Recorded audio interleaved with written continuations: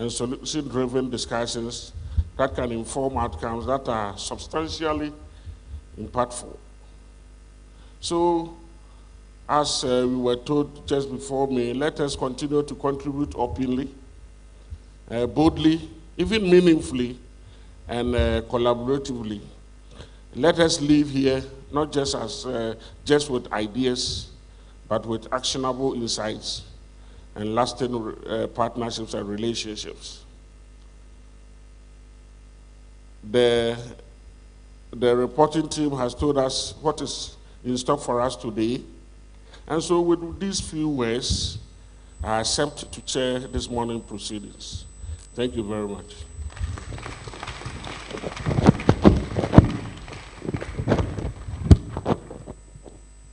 Thank you very much, Prof. Provost, for speaking on behalf of OpenSO and for all of us and accepting to chair this day's proceedings. We are very grateful for that kind gesture. It is time for us to take a talk on driving socioeconomic transformation through emerging technologies and innovation ecosystems. Innovation is more becoming like a buzzing word, but we really do not know the ins and outs of it. So we are expecting that after this talk, all of us would know what is expected of us if we want our research to have an impactful meaning. So to help us do that, I would invite my co-moderator, Dr. Kwejo Buampong. Please give it up for him. He does amazing to introduce the resource person for this talk. All right, thank you very much, Gifty. I think one thing you forgot to mention about Prof. Mafo is that he's a great dancer as well, and he loves to dance.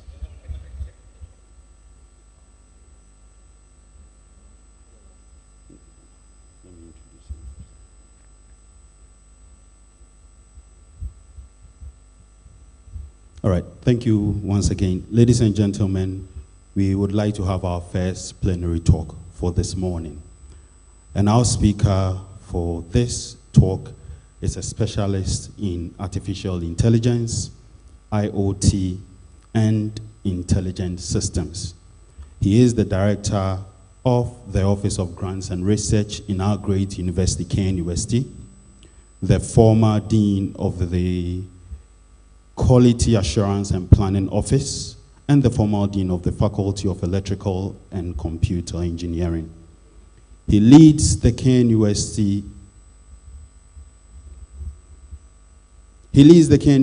Engineering Education Project KEEP and is the PI and Scientific Director of Responsible Artificial Intelligence Lab, RAIL. This morning he will be speaking to us on the topic driving socio-economic transformation through emerging technologies and innovation ecosystems. Ladies and gentlemen, please welcome Professor Jerry John Konyo as he takes the podium.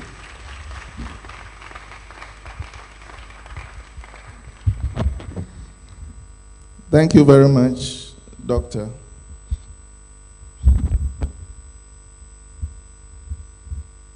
The Acting Vice Chancellor, our professorial member of council, the chairman, my very own Dubai Provost, Otikoko Suonana. Let me recognize my own Provost, Engineer Professor Kwabena Brechum Nyako, the chairman of the planning committee. He says I shouldn't say venerable, and so I will say Professor Robert Clement Abedu, my own uncle.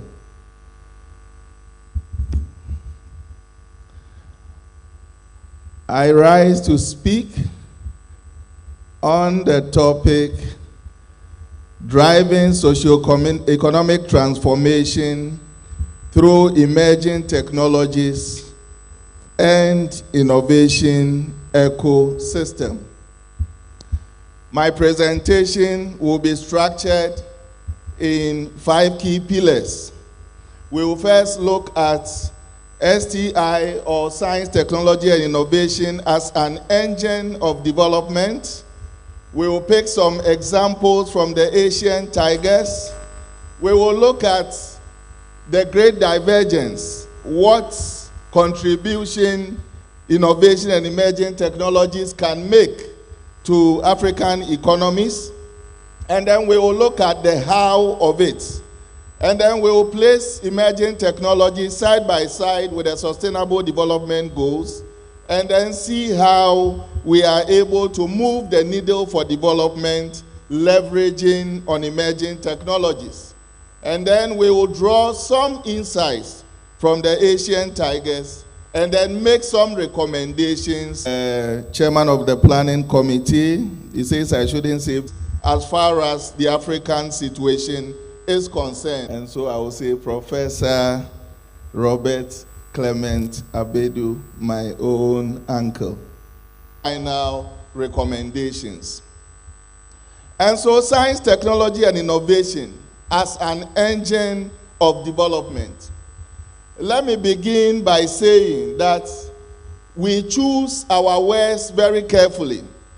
And so there is a common saying that don't mind the body, but mind the engine. What that means is that everything rises and falls on the engine. And so when it comes to development, the engine for development in this particular presentation, and I am saying, should be science, technology, and innovation. If we get it wrong, we definitely cannot be able to replicate what others have done in other jurisdictions with science, technology, and innovation. And colleagues, this is apparent in the development of places like North Africa.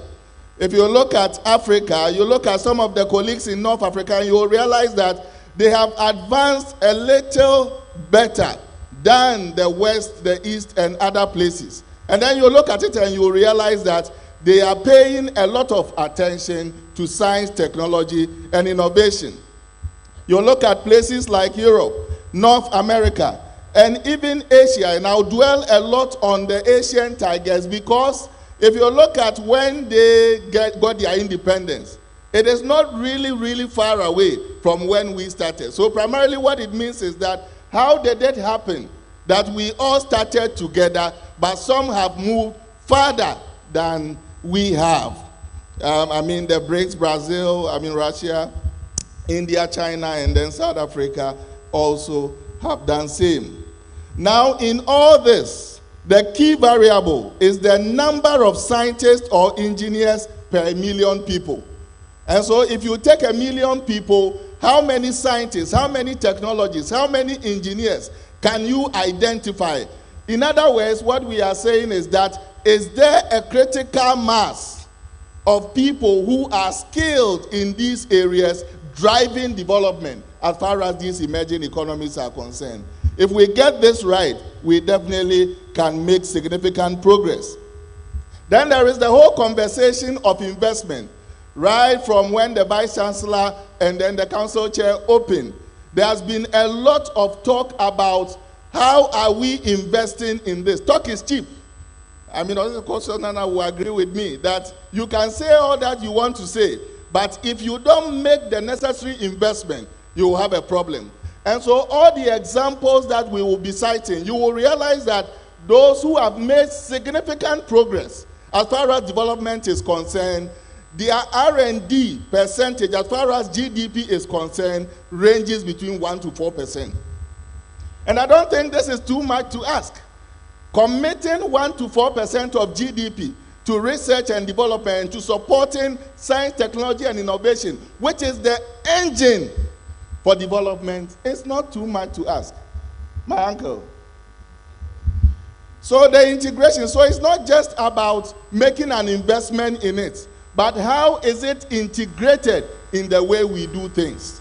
And so right from the people who are doing cutting-edge research up to the man on the street or the woman in the market, how are we integrating STI, North America, and even Asia? And I'll dwell a lot on the Asian tigers, because if you look at when they talk about Lee Kuan Yew in Singapore, And these are people who were crafted out of Malaysia.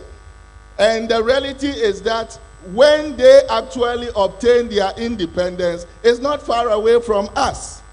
And it basically borders on having a very clear vision that this is where we want to go as a nation. It doesn't matter who is the president. It doesn't matter who is leading. The whole nation has taken a decision that this is what we want to be noted for, and this is where we want to go. And so that becomes a development blueprint. And this becomes principles that we hold dear as a whole nation. And so primarily what it means is that it becomes integrated into the culture of the people. And so right from the old to the young, when you ask them, where are you heading as a nation, they are able to communicate it because it is clearly explained in the national vision. And as a result of that, this is Singapore when they started way back, in the 60s. And I'm sure that when you look at this picture, it is not very different from some of the pictures that we see around us. Remember, this was 1960. We got ours in 1957. But over the years, from 1960 up till 2025, this is Singapore. Committing to the engine for development, science, technology, and innovation. This is what they have been able to achieve with their country. Let me go back. This is where they started from. And this is where they are. How beautiful it will be that our very own KJTR will be like this. Market circle for my Takrady people. The ability to leverage on science, technology, and innovation to develop a nation. Because this is our cause. And everybody from leadership to citizenry are committed to the cause. This is Singapore. So we move on. We look at India. And in the context of India, I am crafting out something that is unique. And basically that borders on building capacity with reference to talent. And so India is one of the most populous, if not the most populous country in the world. My social scientist, my sociologist, the most populous. And so their advantage is they have the people. But if you have the people and you don't skill them, that advantage will not work for you. And so they pushed Nehru, pushed for the whole concept of the Indian Institutes of Technology. Building capacity as far as science, technology, and innovation is concerned. That India becomes the go-to place as far as skilled people in science, technology, and innovation is concerned. And so that was with the establishment of the IITs. And over the years, they have built that brand to the point that now Indians prefer to go to the IITs as against going to MIT. And so it is the dropouts from the IITs who actually gain admission in some of these Ivy League colleges. And the reality is that if you look at India and where they are coming from, for those who have traveled to India, you will realize that when it comes to their economy and all that some time ago, not very, very different from where we find ourselves. But it's purely about identifying a certain goal, a certain mission, and committing resources to it. And so they wanted to build the IIT. So transforming, for instance, KNUST into that institution that will be the preferred place for science, technology, and engineering as compared to others wanting to travel outside. It is possible. No politics intended. We can, because the Indians have done it. This is Bangalore. Many, many years ago in the 60s. And once again, we are talking about leveraging on science, technology, and innovation to transform a country. This is Bangalore now. Colleagues, all that we are saying is that if we commit to the engine for development and make resources available for driving it, we are able to transform our societies. You look at Malaysia, Kuala Lumpur, we have 1970, and then this is where we are in 2025. They committed to training at least 10,000 semiconductor professionals. In all of them, you will realize that there is some commitment as far as emerging technology, science, technology, and innovation is concerned. 22.6% digital economic share of the GDP. Identifying a niche and driving the GDP with that. Okay, so their GDP per capita, and then very soon we'll look at the score table with reference to how STI is driving GDP in this country. Korea, you will realize that indeed they have been able to make significant progress as far as injecting of digital technology in their scheme of things. My provost, it is possible. Exactly. And so, for instance, you look at Samsung. I mean, in most colleges or offices, you see Samsung. You see something related to electronics coming from South Korea. And so when you talk of electronics, I mean in cars and all that. Oh yes, if someone is using Samsung phone, I'm sure that half of the people in this room are using Samsung. And primarily what it means is that they have identified that as their niche and they are driving it. So the R&D spending is about 5% of GDP. Colleagues, China. I mean, some of us have been there. My Otiko Kosonana knows the place very, very well. In fact, they may be making him Koso here very soon. And the reality is that it's not so much about what people are saying and all that, but identifying a certain vision and then pushing in that regard. So that was in 1980s. This is where we are. So when it comes to manufacturing hub globally, now the place to go is China. Now let's look at how GDP is affected as far as STI is concerned. Singapore, in 1960, their GDP per capita was around $4,000. Now, in 2022, it has ballooned to $102,000. Over the years, 1960, 1980, 2000, and then 2022. This is how far they have been able to drive their economy by paying attention to the engine of growth. South Korea started with just around 1,000 GDP per capita in 1960. Now in 2022, they are around 39,000, a factor of 35. And when you talk of the global capital for innovation, the place you point to is South Korea. And I'm not surprised that they have been able to balloon their GDP by 35.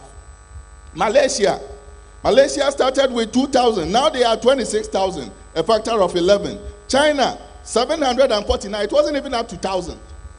Okay, now they are around 18,000, 24. India is doing from 849 to 6,000. That is a factor of 7. The closest country, or we try to put it together, I mean, in sub-Saharan Africa, at the time in 1960, averagely we were doing 2,000. We've only been able to make a small step to 3,000. This is that when it comes to the engine for growth and for development, we seem not to be making the necessary investment. My brother. Okay. All right. So let's look at how much of the GDP or what percentage of GDP that these countries are actually investing as far as innovation is concerned. In South Korea, the fifth. So all the big people, you look at the countries, small as they are, South Korea, and they are actually there when it comes to innovation.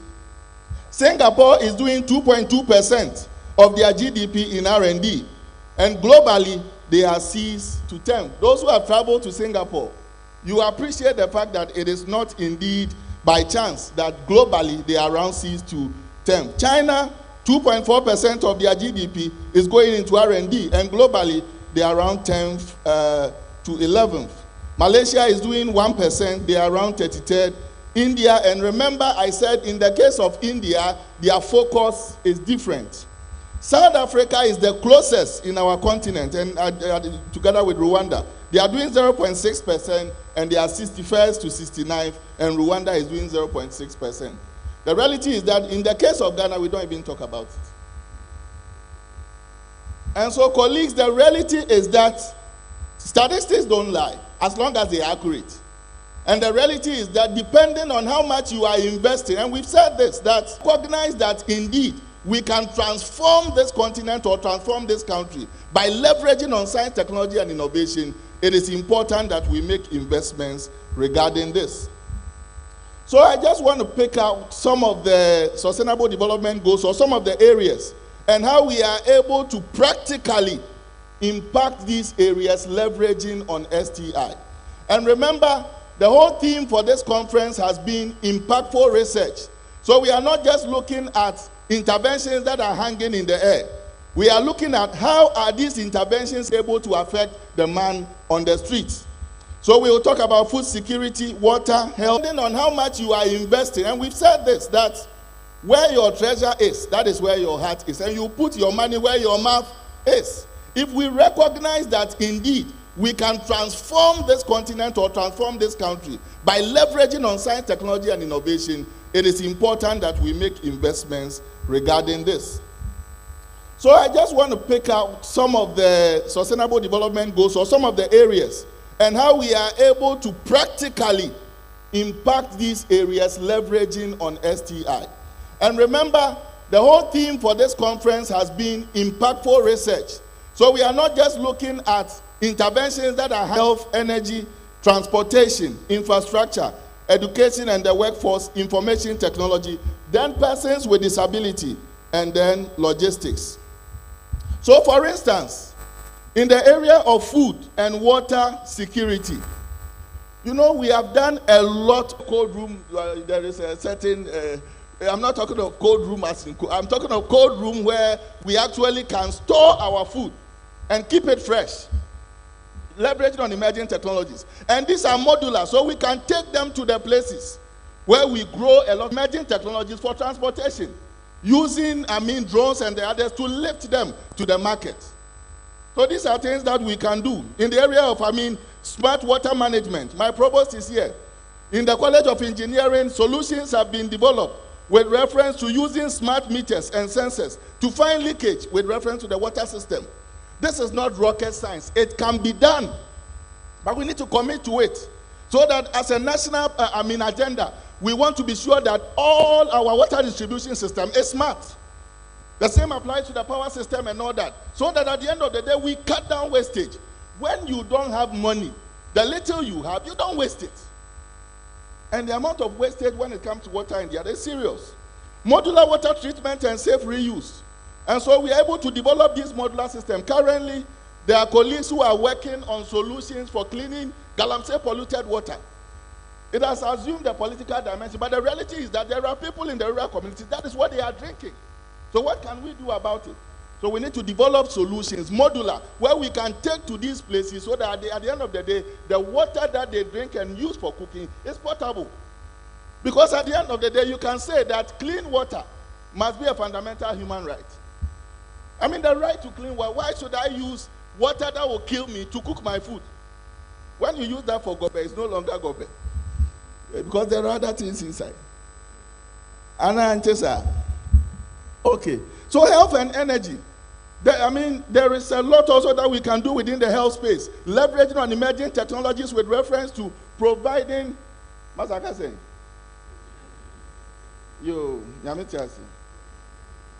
Osiaka 5. So we can leverage on emerging technologies with reference to health and then energy. There are a lot of students who take X-rays and all that. You can actually leverage on emerging technologies to do a first scan of all the X-rays so that we're able to identify those with abnormalities. And then we can follow up on these ones. Telemedicine, M-Health. We had Rosemary and the others develop solutions where we leverage on mobile for health sector. Pay-as-you-go solar homes and then the smart grid and IoT. With reference to transportation, I've said a lot. we can actually cut down the time for travel. If you live in Accra, you start at dawn, and then in 3 hours before you get to the office. Why?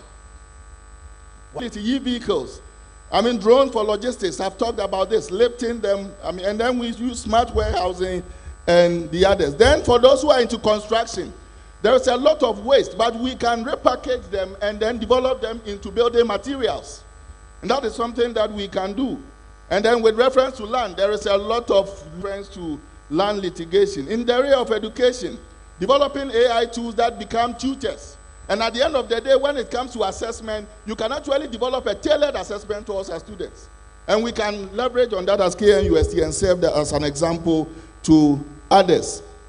When it comes to IT and reducing inequality, let me talk about reducing inequality. The reality is that 15% of the world's population are persons with disability. And as we look at developing, I mean, as a nation and as a continent, the solutions that we develop need not lose sight of that. Let me touch down by looking at the playbook for Africa then. It is important that we close down the usage gap. You know, there are several solutions that we have developed, but when it comes to uptake and usage, because people are ignorant of this, they don't use it. So there are agricultural solutions that are not being used, health solutions that are not being used, solutions in fintech that are not being used. It is important that we close down the usage gap. Then continental trust stack. Why should I have challenges with using my mobile money when I travel from Ghana to Ivory Coast? It should be seamless, such that within the continent, moving from one to the other, there is some trust with reference to how we do business. Someone traveled from Rwanda to Ghana. We were having a program at this conference, and I wanted to buy plantain chips. And then because he didn't have Ghanaian cedis, he can't buy. And so he said you should use a Visa card to buy plantain chips. Like how? How? We can use Momo, and it should cut across the entire continent. Developing knowledge and skill zones. So, similar to what the Indians have done in the northern belt, in the central belt, in the southern belt, identifying places that become skill zones that we can go and then build capacity. Governance first and then tech second. All the things we've talked about. You see, for instance, in Singapore, strong governance, making sure that when it comes to corruption, we weed it out. So at the end of the day, we need to have strong governance and then making sure that tech sits on that so that people cannot just do anything. Leapfrogging, using the mobile solution that we have. Our mobile penetration is the highest when it comes to Africa. That must be used to our advantage.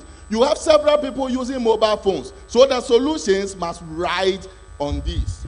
I end on this. Bold and decisive recommendation for socio-economic transformation. 1, establishing of emerging technology labs and centers to drive R&D. And we have examples. I mean, here at KNUST, we have some in Legon and the others. And they are churning out results. Why can't we increase their numbers and resource what we have? My provost is here. Centers of excellence have been established at KNUST, and then we are at a point where it's in limbo with reference to making progress. As a government policy, we need to take a decision with reference to where we want to go.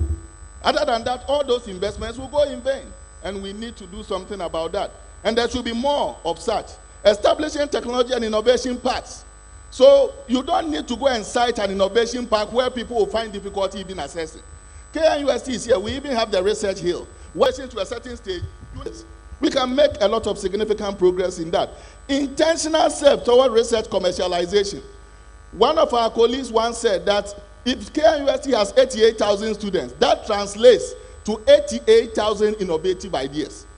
You go to the library, it is a gold mine of innovative ideas. Why can't we leverage on that and see how we are able to commercialize? The director of graduate school mentioned that, but it's important that we are intentional and then have a vehicle to be able to do that. When you go to the US and the others, the Silicon Valley and billions of dollars is what comes back to academia because of that. We are not far away from that. The last one, the National Research Fund must have a dedicated fund to support emerging tech innovation. Of money. And everybody is trying to, look, we need to have a certain priority. If STI is the engine of development, what percentage of the National Research Fund are we going to allocate to be able to drive that? And then we say, okay, KNUST, this is where we want to go as a nation. This is the fund that is allocated for that. Give us results. And that is a way that we can go. And so at the end of the day, colleagues, I have said that if you look at the Asian tigers and all the countries, some have been able to move by 35-fold from the same, even a lesser number of years from when we gained independence. And the blueprint is clear. It's all about having the commitment to follow it.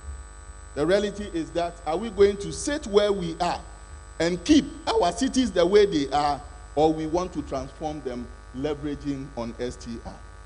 The answer rests with you and I.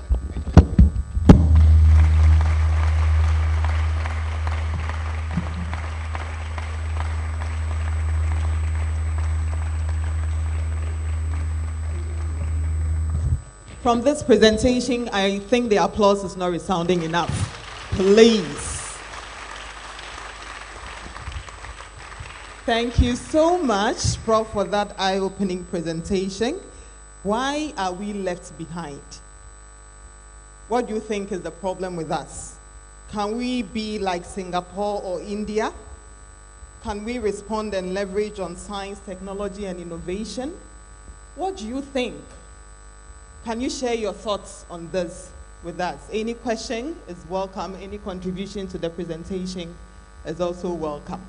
I am expecting a lot of reaction from this presentation.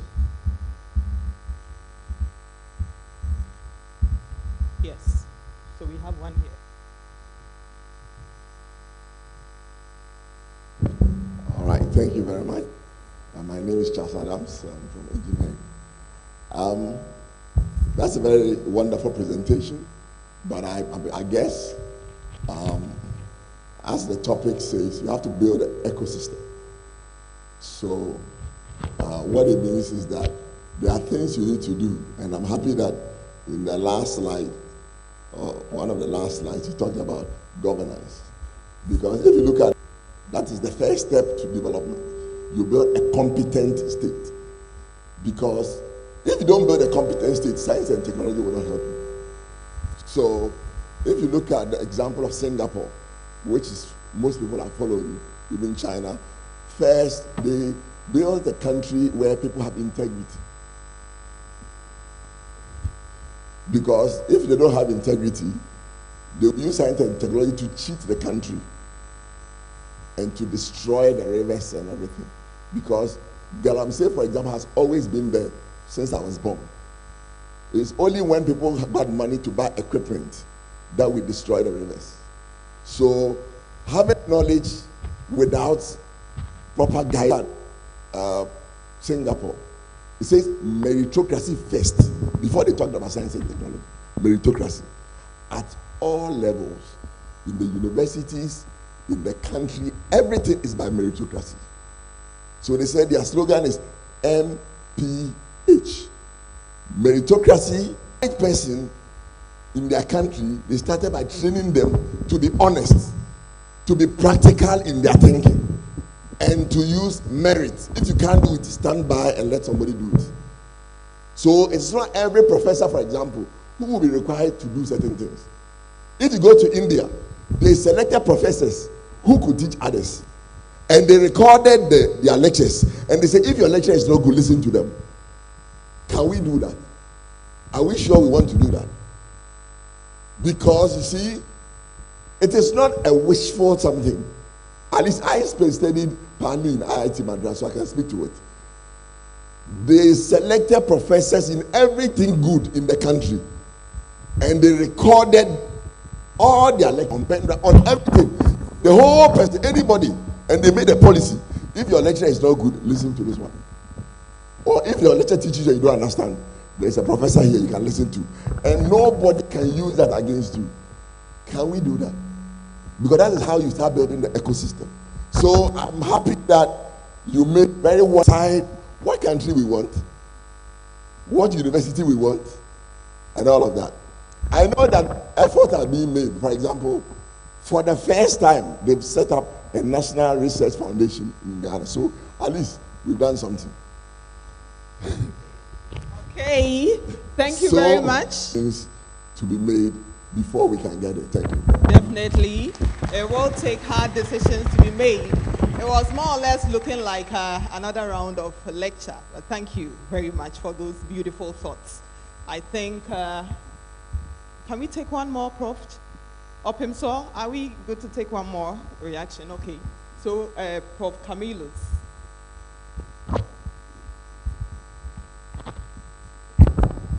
All right, my name is Camillus Abariera from the Department of Agricultural Economics, Agribusiness and Extension. So thank you very much, Prof, for your great, I just saw that you were full of energy. Don't know what to do. If we have been able to change KJTIA, it means that if we have the will, we can do it. I think the problem in our country is that we should be able to work towards dealing with corruption. We need resources, but when the resources are going the wrong way, how do we do it? It's not like we have all the scientists in this country, we have the engineers, we know what to do. We just have to, we had a government, we just handed over to a new government. The current government is doing well. But what we are praying right now is that the current government should be able to learn from some of the wrongs of the previous administration so that we can move forward. Once we are able to deal with corruption, we should be able to move forward as a country. That is our aim. And that is what we have to continue to find a way of retrieving all these monies and then push them into our developmental agenda. Thank you. Thank you very much, Prof. Kabilus Wagner. Okay, it looks like you have a pressing one. So if you can make it very short for us, then we can accommodate you. Thank you very much. I'm Fiagbe from Mechanical Engineering Department. Yeah, we are talking of science, technology, and innovation as the engine of growth. But I don't know where that engine is located. Yes, in KNUST, recently the VC have been championing this 1D, 1S. But apparently, 1S, that is a startup. But what are we starting up? Is it a new technology? It wasn't clear. I'm of the view that the innovators in the department should be supported to start their businesses. From the innovation to the market. Then we know that the engine in the KNUST is running and it's leading to development. Thank you. Thank you very much, Prof. Fiagbe. Yes, innovation is impactful if it is implemented. And we are hoping that KJTIA will be like Singapore soon. Thank you. It is possible. The last time we heard it is possible, it was a massacre, but this one is hopeful. Yes. Thank you. All right, thank you very much, Gifty, and thanks everyone for your contributions.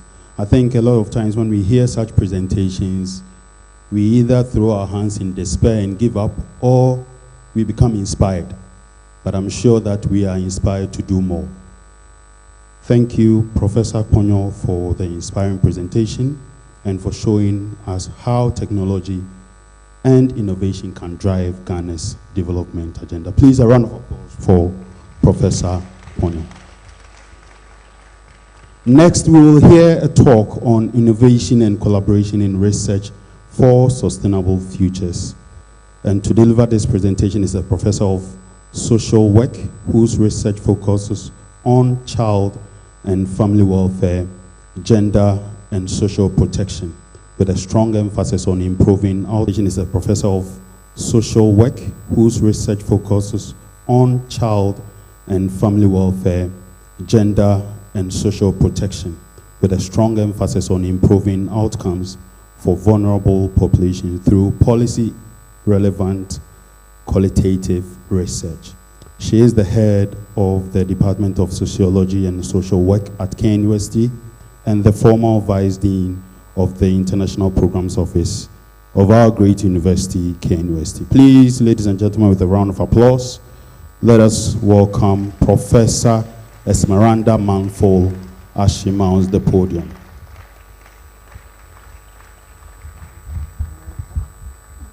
Hello, thank you very much. I just hope my pointer is working. Thank you very much. I must thank the organizers for inviting me to come and deliver a paper. I am very grateful to have this opportunity to be here with colleagues and esteemed scholars, both, let's say, seasoned and emerging.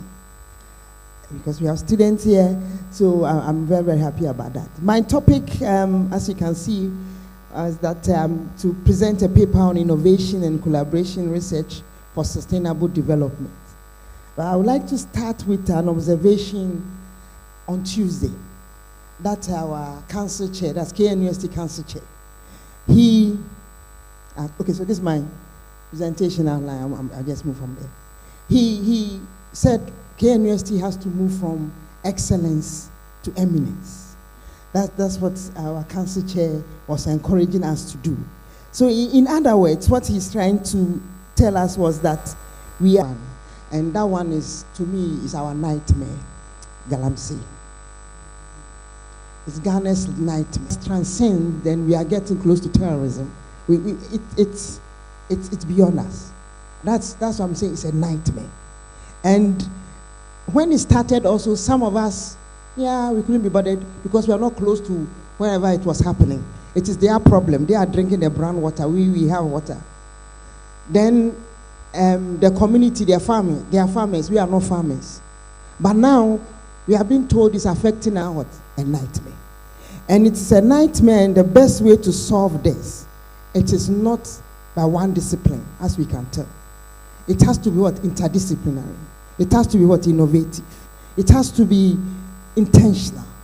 And so we need to have what? A systemic approach to address our problems.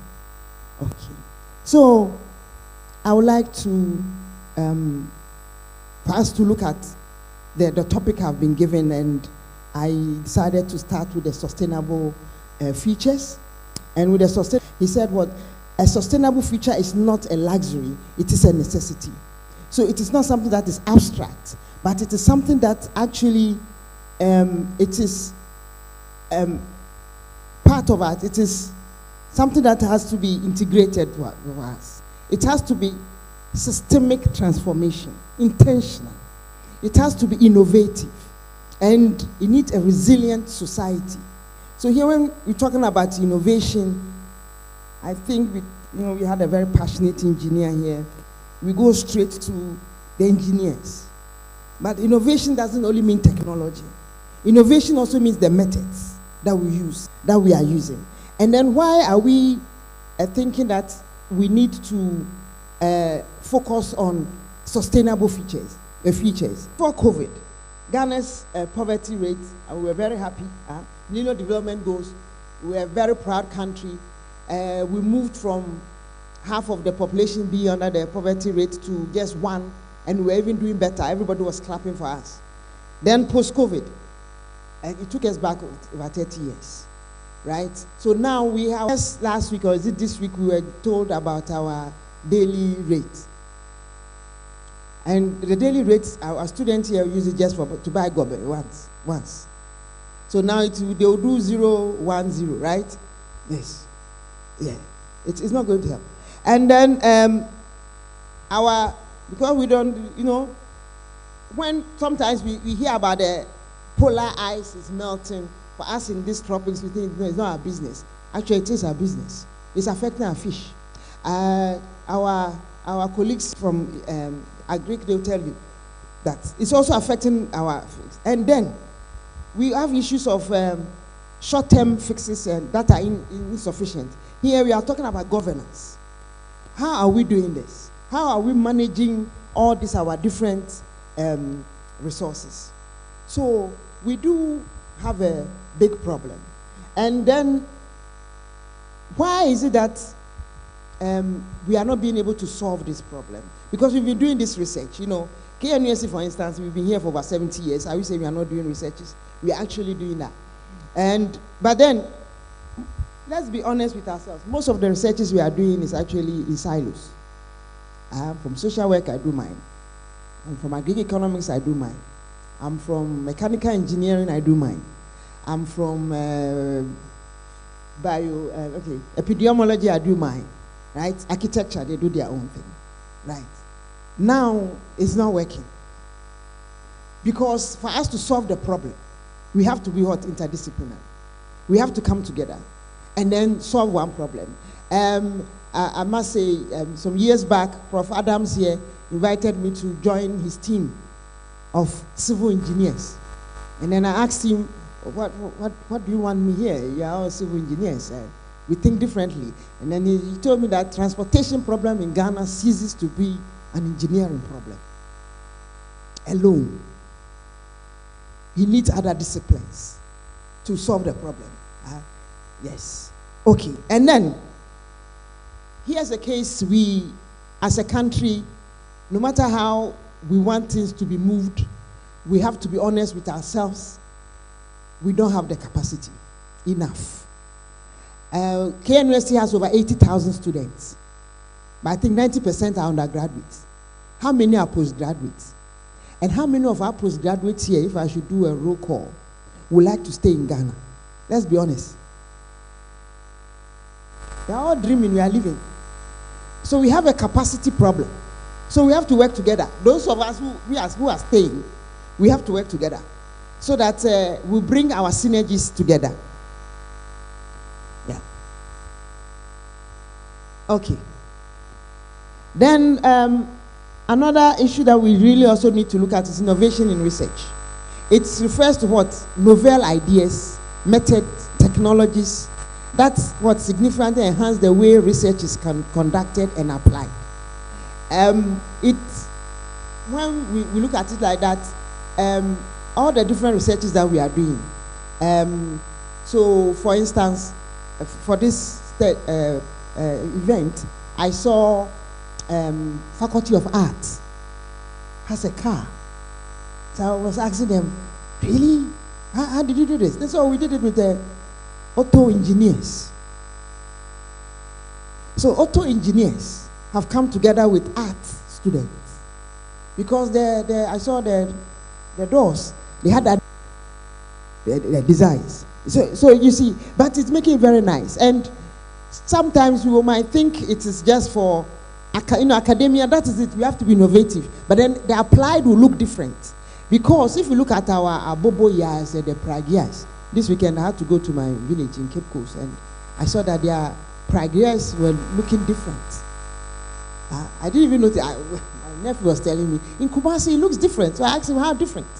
Then he showed me, so we need to transfer that knowledge that the auto and the art people are using here to the communities, which one way or the other they are busy doing something, right? Yes. And then when we talk about innovation also, we have to approach this as what? Inclusive, contextually grounded. That's why I use the example of the Pragia and Abobo years. Because some people might think we should start having our own BMWs and all that. Yes, I agree. But majority of our people, can they afford that? You know, we need to start baby steps and then we move. I'm hoping that in the next 20 years, we won't see Pragias on our street. We'll rather see the electric cars. And people can afford that. People can afford, or people will be comfortable using commercial, they are busy communities. You know, we sit in Accra and Kumasi and they will design the thing. And then most of you here will be part of the students, part of the decision makers. But you're all urbanized. Some of you have never seen villages before. And you come up with a solution. Then when we get to the ground, it doesn't work. So we need to talk to the stakeholders. And when we talk about the stakeholders also, we need to talk about those who are committing a crime and those who are actually doing the right thing. They are all stakeholders. And then also, we need to have what? When we talk about innovation in research, we need to have what? The capacity to adapt to different settings and what? Populations. Very, very important. Because irrespective of the solution that we have, for instance, my presentation, I'm just focusing on Ghana. Ghana has different aspects. If we are in Ashanti region, we immediately you step out and you go to, let's say, the northern region, so adapt to that. And how do you adapt to that? Different disciplines. We need to talk to each other, very important. And then here you can, it's very small, so you can see I have different models of research collaborations. As I said, we have the interdisciplinary collaboration, we have international collaboration, we have multi-institutional clinical research collaboration. We have so many examples here, public, private, and then community-based, or now we have virtual collaborations. So we never meet in person, but we do it online. COVID helps us, so now we all understand.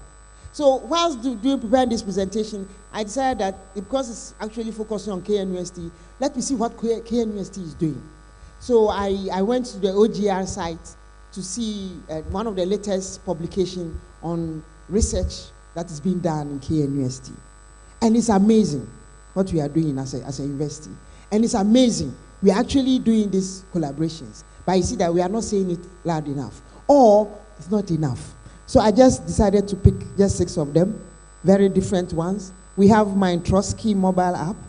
It's a different app. Just local digital map providing route guidance. So you see, route guidance using an app. I hope we're telling you that the different disciplines here, and then you have to translate it in Twi and English. Different disciplines. Then we have what? Mobile electronic health information system. As a tool for reducing what? Child mortality. Different disciplines have to come together. Different funders. And then we have KNUST have real-time weather forecasting in Ghana, right? When I was growing up in Ghana, anytime you hear the weatherman talking, we all know it's not right.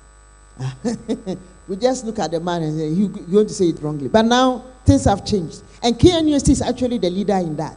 Multidisciplinary. And then we have what?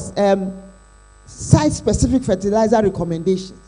Sure, if you are with agriculture, you know that the soil type, the crop type, and all that determines which type of fertilizer you should use. And some of our farmers, some of them, they know only one. They tell them, if you see the logo, buy it. They just buy the logo, buy it per logo. Then when they get the farming thing or the product, it doesn't work. Then we have how indigenous, our waxing, you know, our the arts, they are improving, they are using indigenous way of doing wax on a global scale. It's also multidisciplinary. And then we have touchless solar-powered hand-washing station. Amazing stuff.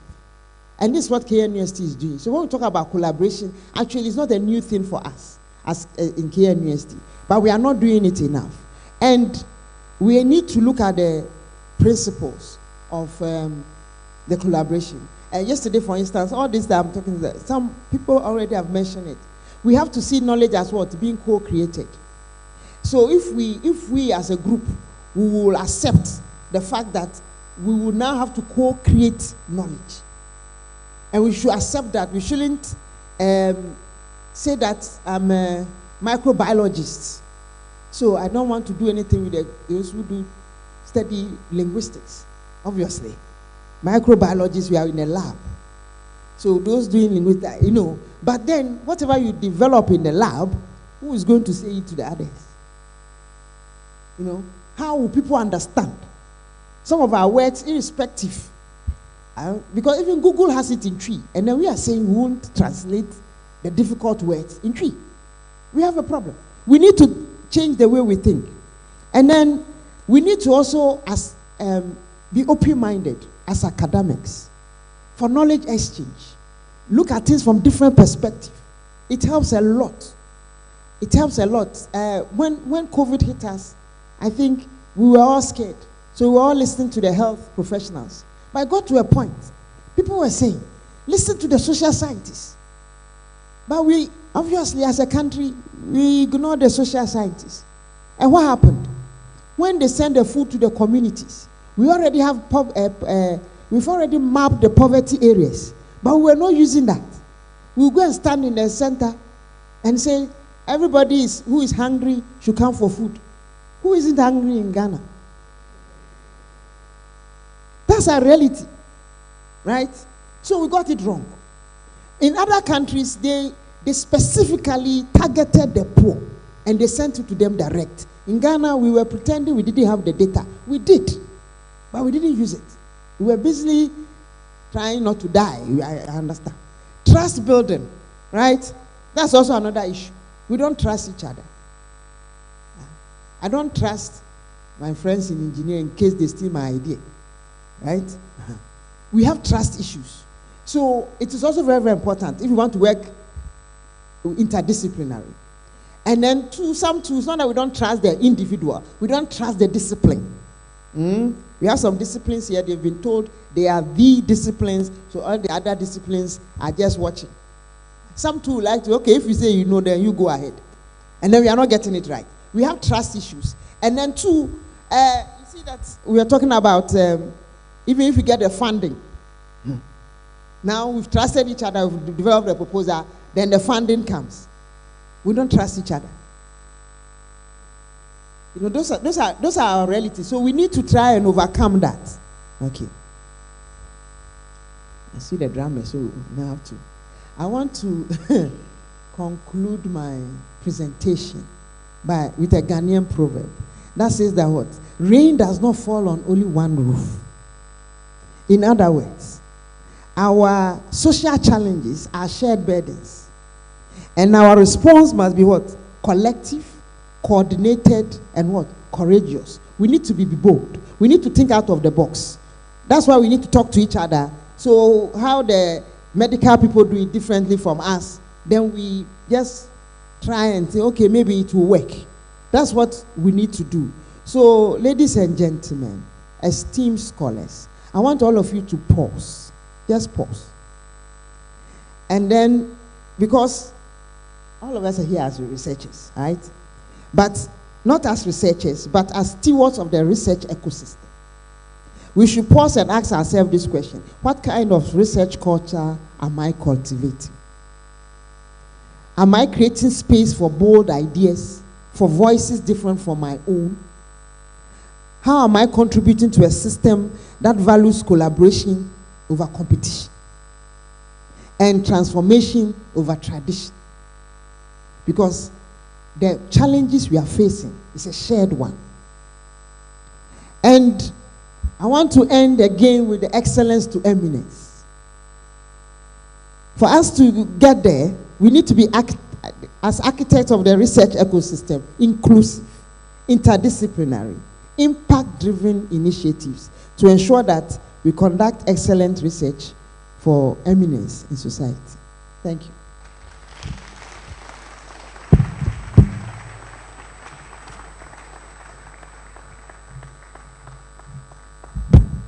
Wasn't it an amazing presentation? Oh, yes, it was. Excellent job, Prof. Excellent. From excellence to eminence. Hopefully, innovation will no longer be a fancy word, but a call to thinking and action where proper stakeholders are engaged. Ladies and gentlemen, that was Prof. Esperanda Manfo on innovation and collaboration in research for sustainable futures. I know that when the issue of Galamsey came up, all of us were excited. We wanted to know where this is going, right? Is it that in our approach we are not being interdisciplinary enough? Is it that we are not using the systemic approach or being intentional? Or it's just that we are unwilling to take them, isn't it? Yes, so we would want to know what you think about this. How can innovation help us take care of this national nightmare or menace, like she put it? Any reactions? Okay.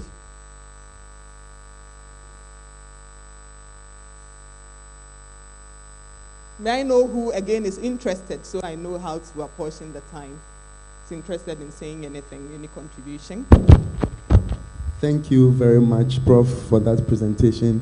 I'm Bernard Akwe-Jackson from the Department of Painting and Sculpture.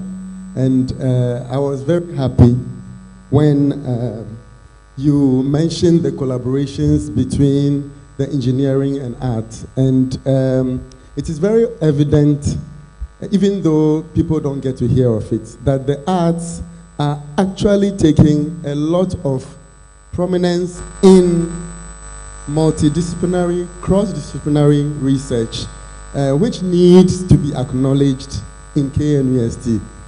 Even the fact that the title is scientific research assumes that artist research. Ajo Kise, for example, has been working with Prof here, trying to figure out what we can learn from the onion. And so there are such an object, but also in publications that are evident that here in KNUST, I think we are open for more collaboration. So thank you very much, Prof. Thank you. Once there's a book that features over 60 artists, then I think it's a step in the right direction.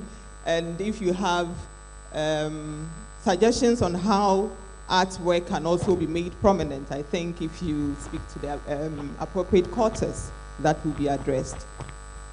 Okay, Prof. Abeidu, and then last one. I had a question for Madam. Madam, thank you very much for your presentation, even though I listened to a portion of it. My question is, how does transdisciplinary research start? How does it start? Because it's a question we do not ask. That is why we remain in silos. Is that right? It starts with the anatomy of the problem. If you diagnose the problem thoroughly, then you realize that you don't have the answer alone. Many other disciplines will be needed to address the problem. But for many of us, you take a small bit. Why is the hair brown? And not what actually caused the hair to be brown. Or how beautiful is the brown hair? Because you're always interested in black hair. So we don't actually do a thorough analysis of the problem. All the problems we have multiple components. So I'm glad you mentioned the galamsey. And let me say that as one of those guys who were antagonizing you, and said, let's join the strike. I said, that's not the way to go, because this problem is not just a linear sort of problem. There are several components that we all have to come together to address it. So my fellow scientists, researchers, always realize the fact that your problems you identify have different components. It's an organ and system, not a cell. Thank you very much. Thank you very much, Prof. Do you require another answer to your question, or you have answered it yourself? So we are good. Good. Last one from you. Thank you for a very, and I think you're right on almost every point. But I would like to emphasize something that you said, that you have to have a systems thinking approach to research. So what it means is that even when we are teaching our students how to do research and how to the problem, the thing, if you don't have a system thinking approach, you can't define the problem in a systems way. Because you are trying to solve a problem for society. So what is the problem? And what are the different components of the problem? And who are the ones who have knowledge and skills to solve the problem? If you think that way, you will see that maybe I need a historian, I need a sociologist, because for example, you are looking for land to build a road. Now, this land that is below me, I've studied a lot of engineering. I don't know anything about land litigation and those things. But there's somebody who knows about how to acquire land. And he knows the problems about land. But we know that we can't drive people from the street. So we need people who understand people's behavior and why they are selling on the road. So we need the sociologists of social work. We need people who do geomatic, people who survey the land. We need, so you take one problem, and if you think and I say properly because you can't solve any problem by thinking other ways. So I think it is the way we think that needs to change. The other thing that you said is that if you want to collaborate, we have to have respect. You can't be superior. If you're superior, you can't work with anybody. So you think I'm in engineering, so I'm superior to a social scientist because he doesn't know anything about mathematics. But she also knows something about human behavior that you can never know unless you bring the person closer. And in today's world, we are looking at human-centered research. So engineering is about, let's say you make a car. The car, if it's not beautiful, nobody will buy. Meanwhile, engineers don't learn about beauty. It is artists who know about beauty. And other people who know about comfort. So there is no way you alone, you can make one nice phone, but it's very big, very heavy. Who will buy it? Then ponder over it so that we may be able to apply it. Thank you. Thank you very much, and thank you for summarizing it in a very beautiful way for us. We will definitely go ponder over it, or maybe we can begin pondering and relaxing with a performance from CKNUST. Yes, so if you are ready, we are ready for you.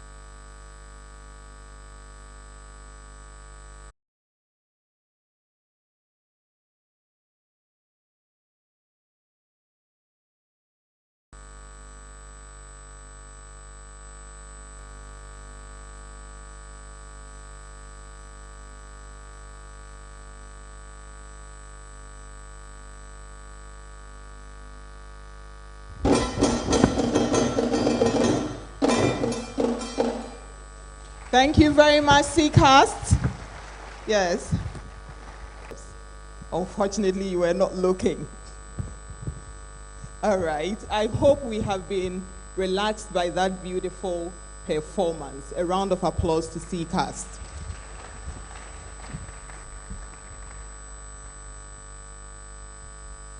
We are ready to take the keynote presentation on shaping inclusive and resilient societies through evidence-based social science research. And to help us do this is a distinguished professor who is internationally recognized academic in the construction management field. He has a distinguished career dedicated to driving human development and sustainable growth across the African continent. He holds a PhD and postgraduate certificate in academic practice from the University of Reading in the UK, and he holds a BSc degree from KNUST. He's one of us. Where he was SRC president in 2001 and 2002. Oh, I missed you by a few years. Yeah, so our honorable SRC president is in the house.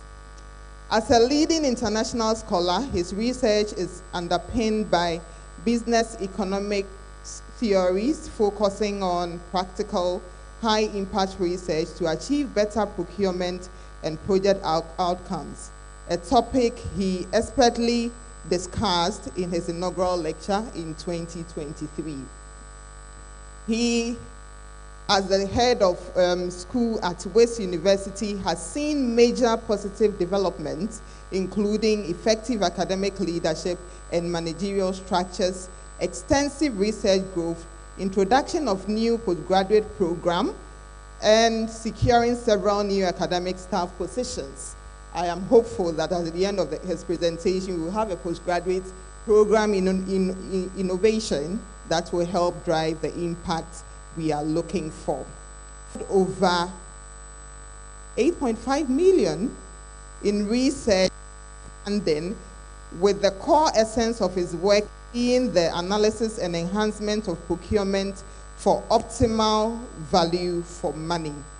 He has been a co-founder and chairman of the West Africa, successfully steered the organization to sustain growth, international recognition, and valuable partnerships, a testament to his long-standing commitment to the region.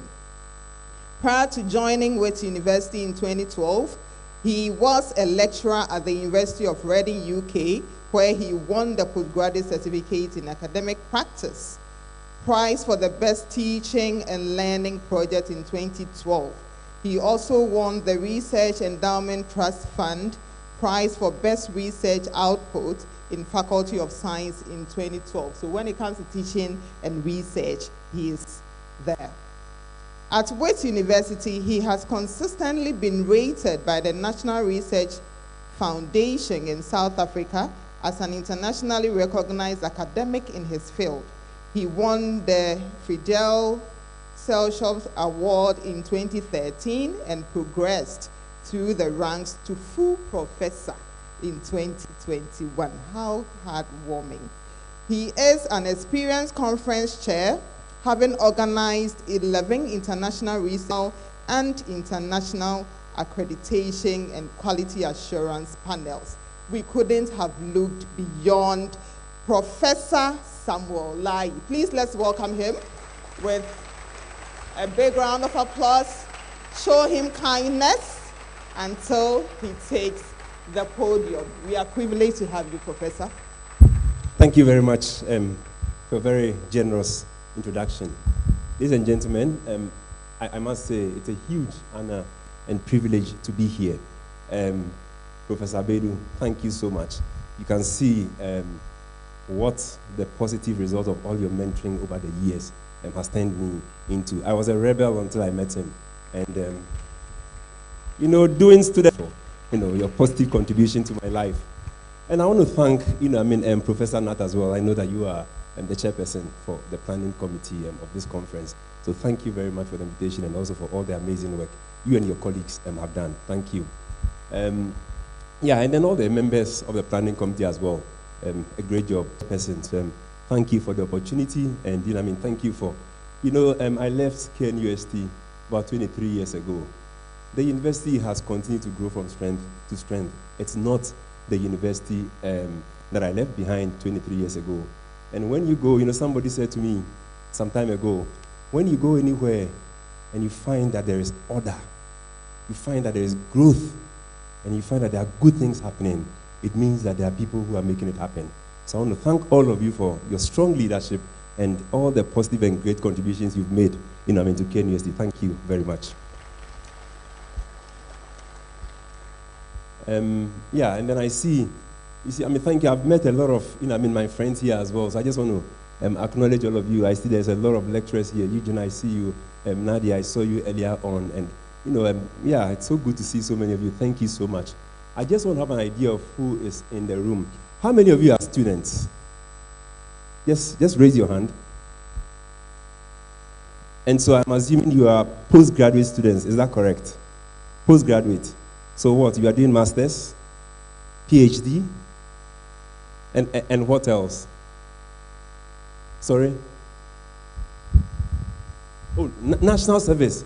So TA is excellent. You see, I'm just trying to make sure that I'm not saying things that will be abstract to you. And I see that quite a lot of you are either national service people or postgraduate students, etc. So I'll just make sure that I pitch it in a way you can understand as well. And then how many of us are academics? Okay. Thank you. And how many of us are neither academics nor postgraduate students or national service, etc.? Can I see? Oh, are here. It's such a blessing. My in-laws are here to provide support. So thank you, Mr. and Mrs. Ntefo, for coming. Okay. I see I've got 30 minutes, so I want to take about 25 minutes. I'm going to pitch a lot of the things at a very high level because a lot has been discussed here this week. Started on, was it Tuesday or Monday? Tuesday. So Tuesday, Wednesday, today is Thursday. A lot has been said, and honestly, I don't think that there is a big need to repeat a lot of what I said. There's been 2 presentations this morning, both of which, I think were fantastic, and thank you for laying very strong foundations, for all the sessions today. What I'm going to be talking about today, so I was given a topic, shaping inclusive and resilient societies through evidence-based social science research. So I am, of course, going to talk about the topic, but what I'm also going to do as well is that I'm going to talk about what, in my view, are certain key actors and drivers that can help us shape society through not just social science, but through research in general. So I am going to talk about that. To do this, there is a paper I published last year, which is this paper. There is a very important journal which deals with environment, the built environment, engineering, etc. It's a new journal, but they are a very, very good journal. It's a K1 journal. And last year, they were celebrating their 5th anniversary. Because it's an old journal which had been converted to set up this new journal. So they were looking for a few people around the world to write commentaries to help celebrate the 5th anniversary of this new journal. And so I was lucky to be one of those invited to write a commentary. And so as they were asking me for a topic, I thought long and hard about what will be relevant, from a Pan-African perspective, for a global audience. And what I thought of at the time was that, when you look at, so irrespective of your field, whether it's engineering, humanities, you would see that a lot of the research we tend to do tends to follow the trends that we are seeing internationally. And so, for example, you would see that a lot of research coming out now, strongly driven by things like technology, sustainability, etc. And a lot of these things, sometimes might be things that are happening overseas. They are, of course, relevant for us in this part of the world, but are they necessarily the number one most pressing local need that we've got? Maybe necessarily not. But we tend to pursue those things because that is what global funders are looking for. That is what the topmost journals in the world are looking for, etc. And we do it anyway. So in this paper, what I was trying to discuss was how can we also identify the issues that are most important to us here, in this part of the world, in the global south in general, and convert them as well into mainstream research agendas that our counterparts in other parts of the world also join us to investigate. And for me, one of the biggest problems we've had, when I travel across the whole of Africa, the biggest problem I find is, the biggest problem, we hardly talk about it. For me, it's the question of poverty. There is a lot of widespread poverty across the African continent. And one of the things I want to urge, and I do discuss it in this paper, it's publicly available. If you Google it, you'll be able to find it, is that we need to be able to identify some of the big key issues of importance to us and find ways to present research on it, which helps us to influence the work that is going on at an international level, so that our counterparts in America and Europe, etc., will also be joining the direction, the leadership we are providing to publish on those subjects as well, so that we can generate the knowledge and technologies and know-how to deal with our problems. So that is what I am covered in this paper, and I'll touch on it a bit towards the end. Okay. I just want to show this. So this is just a very quick overview of, I put this photo in intentionally, and this was in the year 2000, Prof. Abedu. This was 25 years ago. I used to be Unity Hall Secretary before I became SRC President, and I had a very tough hall master. There he is, and so that's Professor Abedu, those of you who can see. And that was me sitting next to him. So I'm going to make sure I take another photo with you today, sitting next to you, 25 years after, Prof. But this, has been my journey. The first photo is a photo of me here in 1998. I first got here in 1998. So Marian, that would have been with you, Nat, etc. And I always cherish that photo. And I always look at it. But that was my matriculation photo in the Great Hall here in 1998 when we came. And then, from there, I've gone through, done postgraduate studies, worked here. My first job after university was here. I was in the development office, went to do my PhD at the University of Reading, and then, and so on and so forth. And so the point I wanted to make here is this university, KNUST, has played a major role in shaping and enabling my life. And, for all that it's contributed, I'm very grateful. In terms of the topic, what I want to do is, I'm obviously going to look at the topic, from a conceptual perspective. I've broken the talk down into 3 areas, and I'm going to go through it very quickly.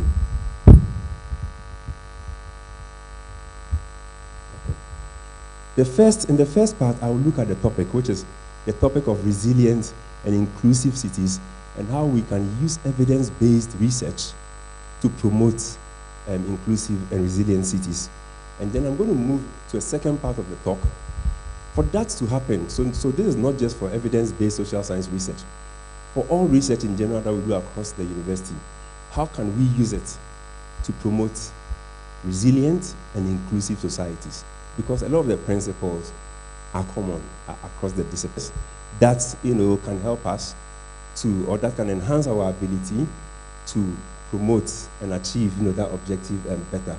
And then I will conclude with a third part, which is looking at that paper I talked about, transforming our research into global research agendas. So these are the 3 areas.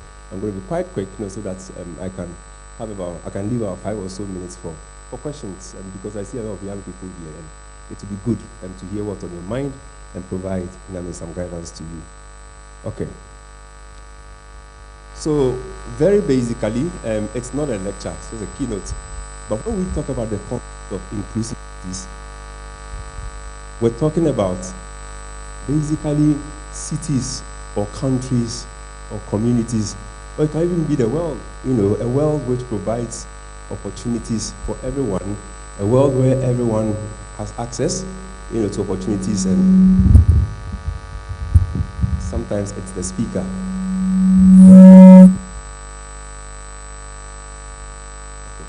I think it's better now. Okay. So that's what inclusive, whatever opportunities there are, educational opportunities, healthcare, economy, anything it provides. And there are several aspects to it. And I've heard colleagues talk about some of this this morning. That is gender equality, for example. And I was thinking that an inclusive society, for example, is one where we are not paying the Black Stars $100,000 out of playing a football game, and then paying $5,000 to the Black Queens after playing a football game. There is, equity and an equal appreciation for everyone's effort too, and that's one of the areas I think we need to look at. And then let's move on to resilient societies. When you talk about a resilient society is basically a society that has the capacity, to bounce back to its normal state after experiencing, it can be a shock, it can be stresses, it can be whatever. For example, we all saw, and we went through COVID, but before COVID, we've had many shocks of our own in this country. We've had doomsaw, here, and, the way we went through that, as a country, as a people, for me, it's a great illustration that we are a very resilient people. And so that is what resilience is, which is when you get hit by a shock or a blow or a stress, you are able to absorb it and you're able to bounce back to get back into your normal state. And I will discuss a few issues relating to this shortly. Let's look at evidence-based research. I know we've talked a lot about research in general. There is a difference between research and evidence-based research. In evidence-based research, what we are trying to establish theories to frame a new research project, in order to come up with new findings that are, generally speaking, useful for society. And there's a very systematic process that you would normally follow to get through that.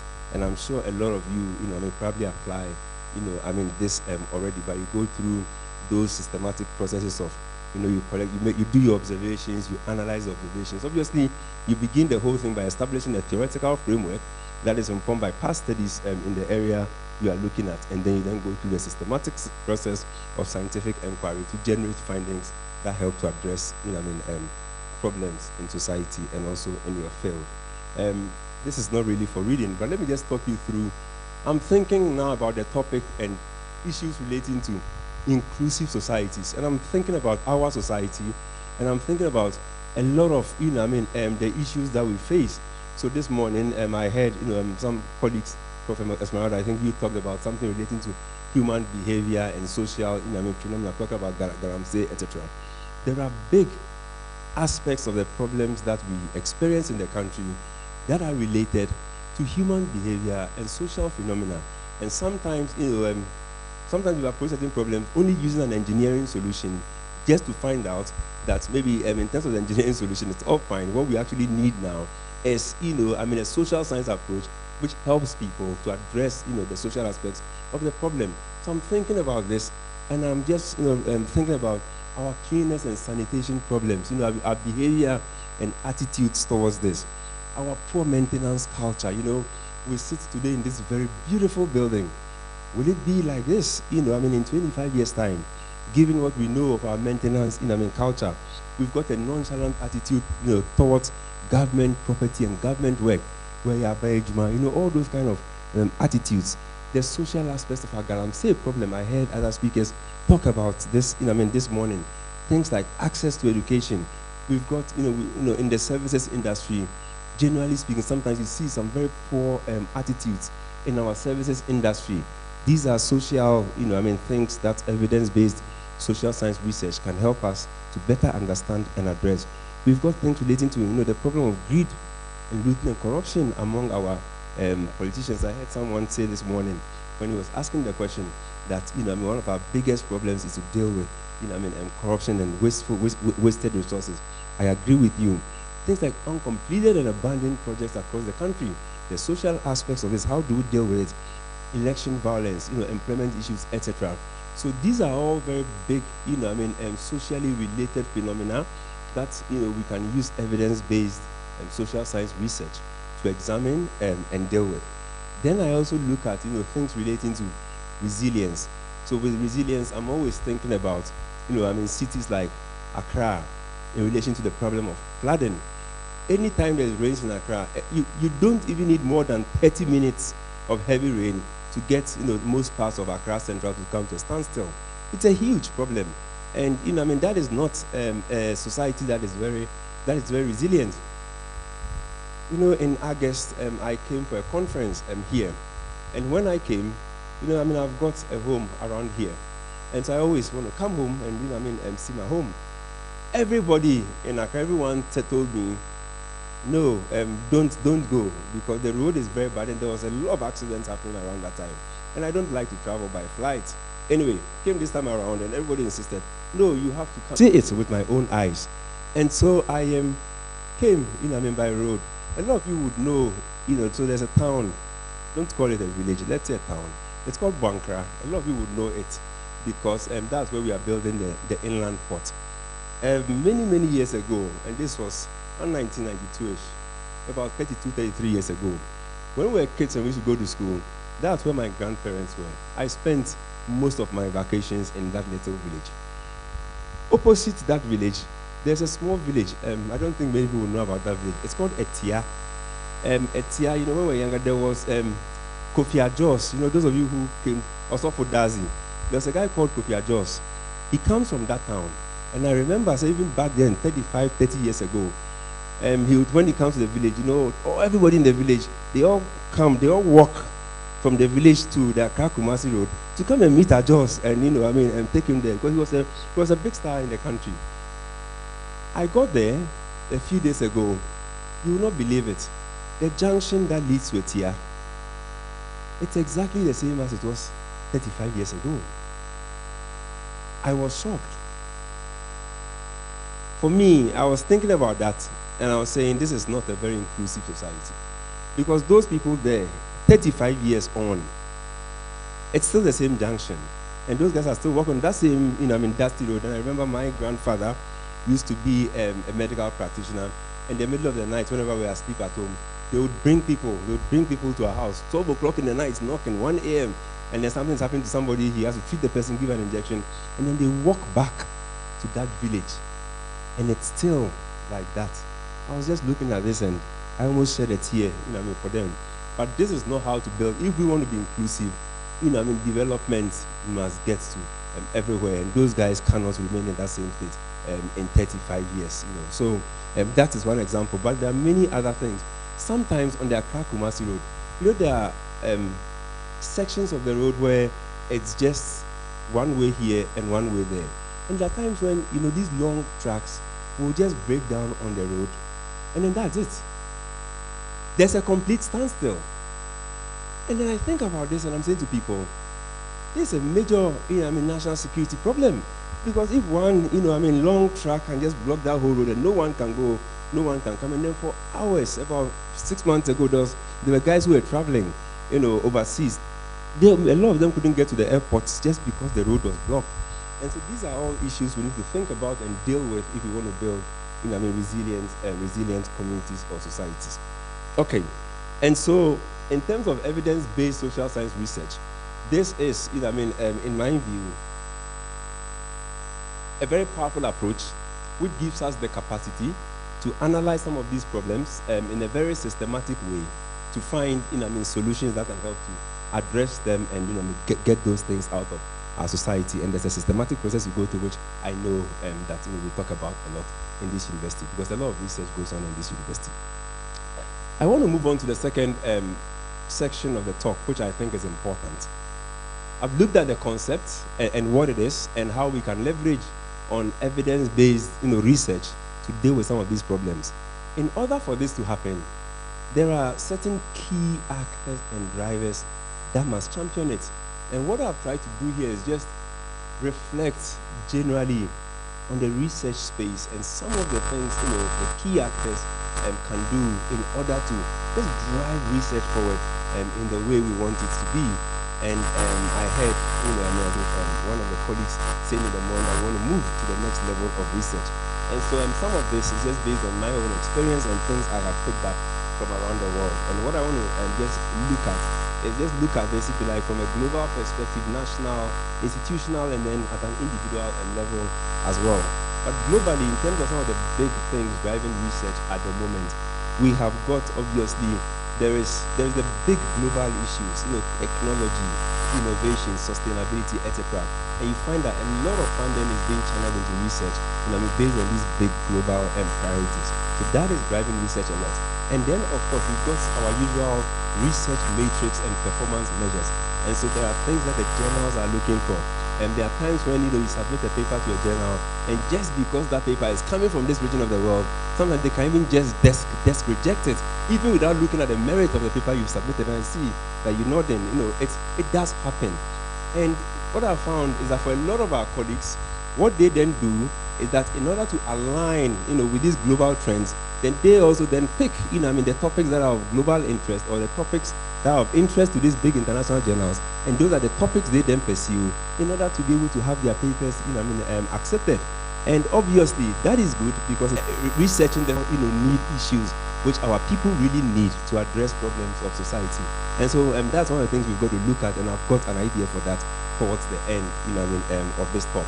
And then obviously we've got the geopolitics also influencing global research trends and also priority areas of the big funding agencies and organizations for research.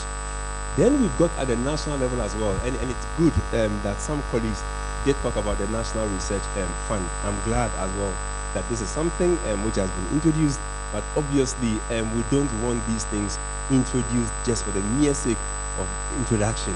We want these things to be designed and implemented in a way which really helps to make big impact. And so I used to be a lecturer at the UK, and it's very good, that now, just the way the president and the provost just championing, things at the various colleges, including research. So humanities, when I was here, for example, we wouldn't have had a day talking about, evidence-based social science research. And then for this is also something I wanted to comment. This is the second research week thing in the university. And I want to commend, the university on this initiative, because I think it's really important. When you look all over the world, universities all over the world, it doesn't matter where they are, they have two core functions, teaching and research. And for many, many years, we did focus on the teaching core function. I know that we still focus on it a lot because I've heard that we have over 80,000 students. Obviously, having a lot of good enrollment numbers helps to bring money in. But the research is what also enables us to make a big contribution on the global stage. So I really want to commend all of you for this KNUST Research Week initiative. So, when I was in the UK, the National Research Council used to play a very important role in driving the research agendas across disciplines. That's what I want to say. So it's not just, one research fund, but you can see that across the disciplines, but they structured all the, disciplines, across universities into 7 main areas. And each area had a particular or a specific research council, which was driving a lot of the research happening in those spaces. And that was something, which I thought was very good. The other thing they used to do, and this started in the year I left the UK around 2011, was that obviously now we have a lot of universities in Ghana. One of the things that they came to do around that time was they started rating university departments. So for example, when I was at the University of Reading, even back then, I used to aim to publish papers in some of the topmost journals. And then once every 5 years, they will go around all of the universities, and then they'll try to collect all of the research that has been published by the various departments in the universities, and then they will rate all the universities across the country to see who's doing internationally leading work. So that was also another very important work that was being done by that National Research Council.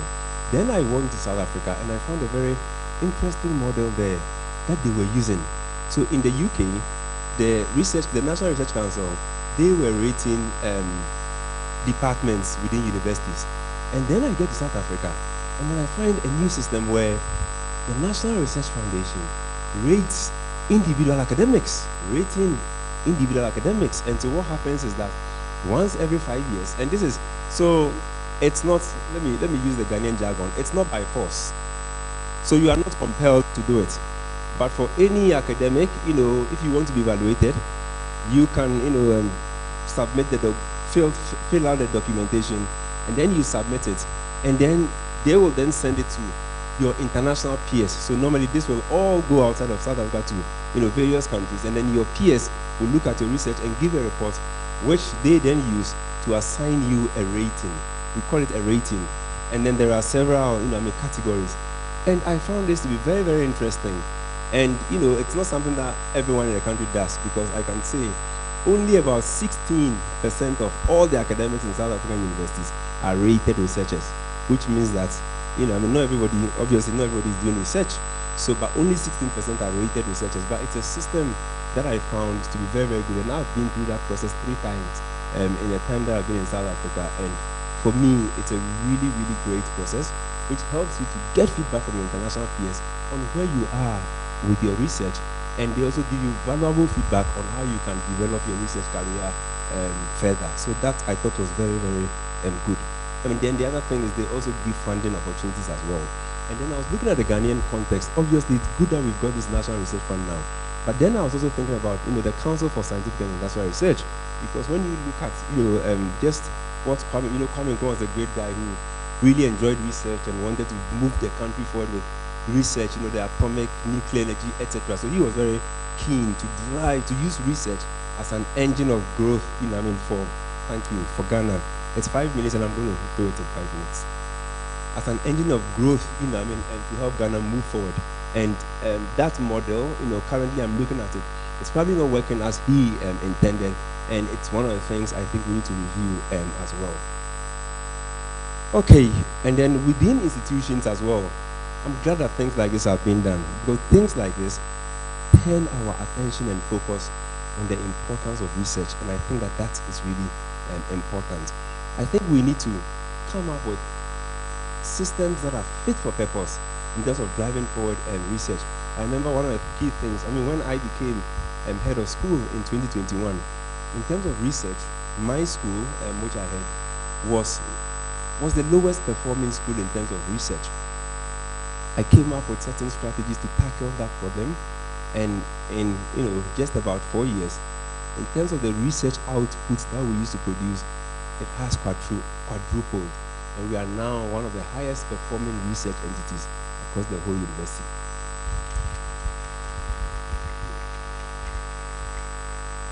Thank you for that. But I had to design certain strategies to drive this. And so the point I'm trying to make here is, if there are things we want to drive, let's craft specific strategies that can enable us to achieve that. And we've got things like, supporting researchers to be able to grow and develop. These colleagues have talked about it a lot, promoting, multidisciplinary, transdisciplinary, etc. research. That is also very, very important as well. And then in terms of the individual actors, regardless of what we do at the global level, at the national level, and also at the institutional level, in the end, individuals must do the research. And one of the questions I've kept thinking about is, when I get promotion applications to review, I'm looking at the person's CV, and then what I find is that I find a concentration of papers around the time that they were thinking of submitting their promotion application. And then once the promotion happens, people go to sleep, and then the next concentration of papers is around the time of the next cycle of promotion. One of the things I just want to say is that let's enjoy doing research. How many of us will still do research if research was not a criteria for promotion? Excellent. And I see a few hands up, and thank you, colleagues, for this. Let's enjoy doing research, even if it's not a criteria for promotion. I enjoy doing research. As a matter of fact, I've been looking at my research profile lately, and I find that I have published more papers since I became a full professor than the number of papers and research I did before I became a full professor. So I wasn't doing a lot of that research. To be quite honest, it is what informs my teaching.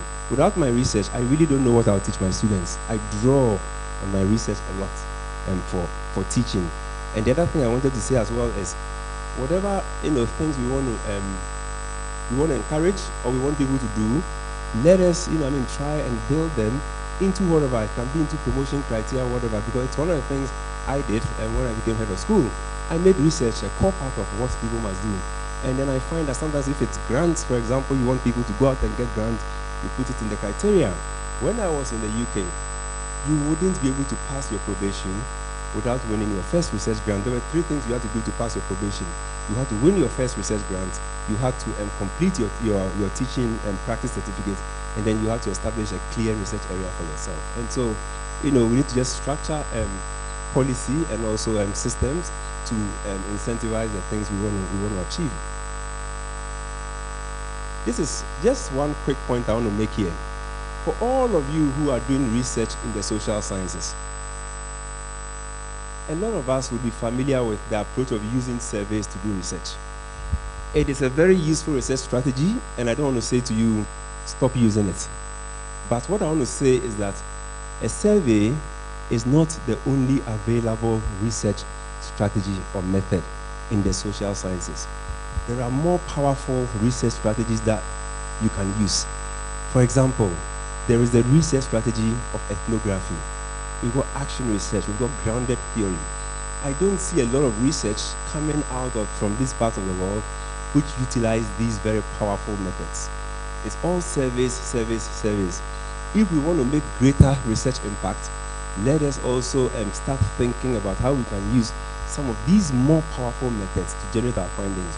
When I did my PhD, for example, I could have done another survey. My supervisor advised me strongly against this and said to me, if I can use an ethnography method, my research will make greater impact.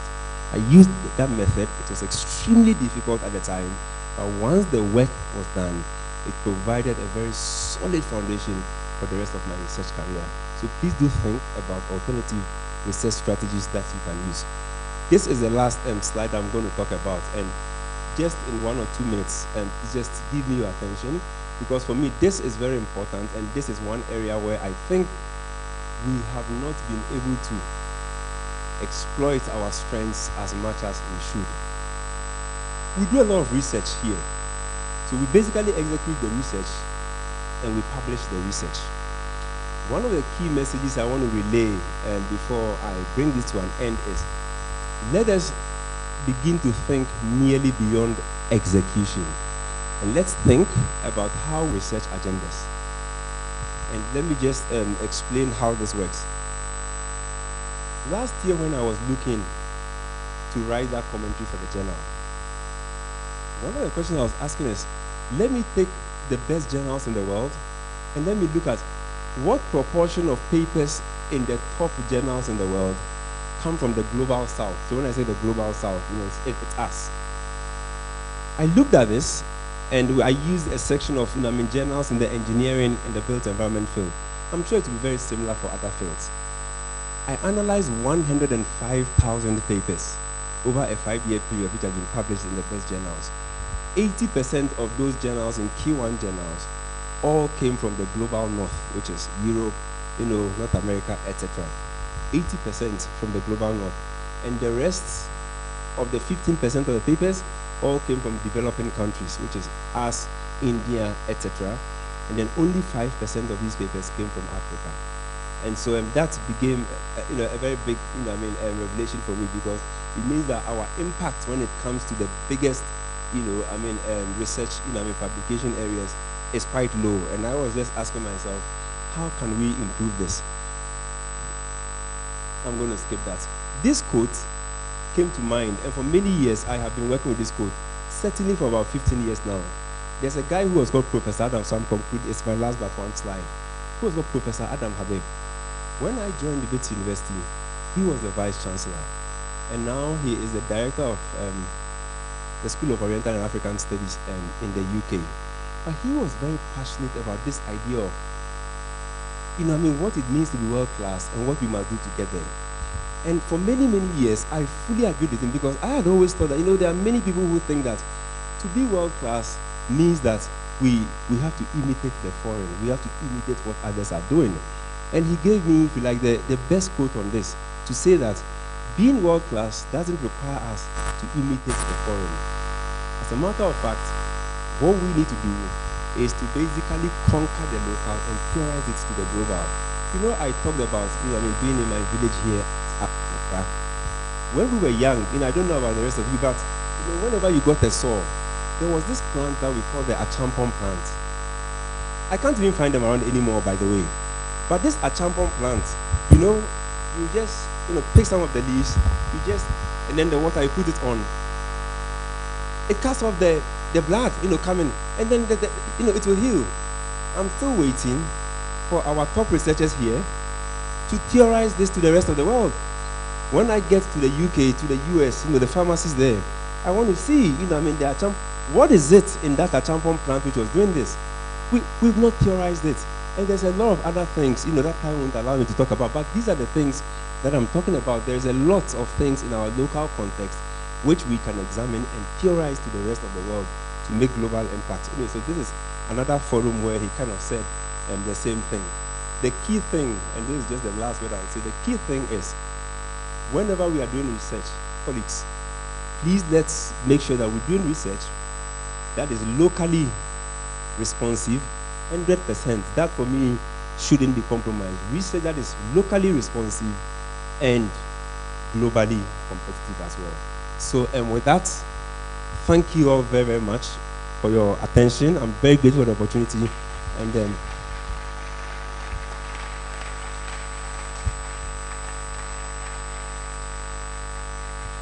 thank you so much, Dr. Samolaye. Let's do it one more time for him. You see, this is one of the presentations that make you sober. To see that someone, a technocrat who received all the sound foundation from here, goes back, returns, and gives back in such a spectacular manner. Please, one more round of applause to him. Yes, thank you so much. Now to the big question, how many of us will still continue to conduct research if it doesn't add, or if we are not looking at it as contributing to our promotion to the next level? How many of us will do that? Just a few, you see. So we are still where we are. All right, so we need to reorient if we really want to be impactful in our research. Any questions? I want to make this the time for postgraduates to ask anything you want to ask, how he did it, how, use this opportunity to get the most out of our honorable SRC president. Task. Any questions, any contributions? Senior members, everybody is welcome to contribute to the discourse.